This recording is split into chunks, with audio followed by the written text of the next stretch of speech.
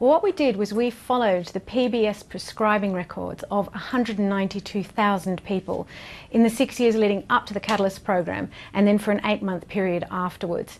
And we tracked how the statin prescriptions changed over that time. We also had a control medicine where there was no publicity about it at the time to also see if the control medicine differed from statins.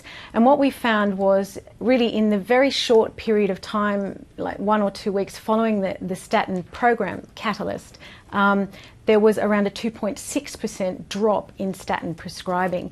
And that actually amounts to 60,000 fewer people taking statins.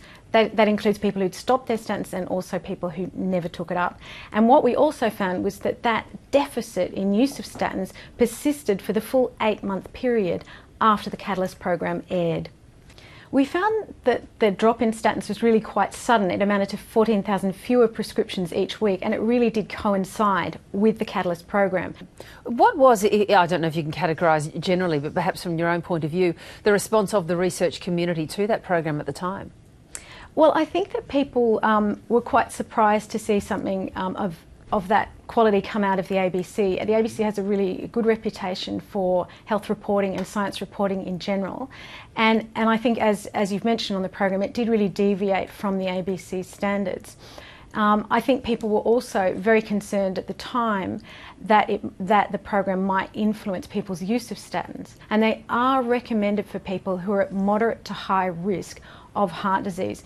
And one of the most concerning aspects of our findings is that we did find a drop in statin use in the very group that statins are recommended for. So we found a drop in use in people who are on other cardiovascular medications, and we found a drop in use in those who are on medications for diabetes. And these are people in whom statins are recommended to prevent heart attacks and strokes. So how serious are the consequences then for those in the risk profile? Well, we know that statins reduce your risk of a heart attack or stroke by around 25%. So they're not the only factor that influences people's risk of heart attack or stroke, but they're a very important part of reducing people's risk.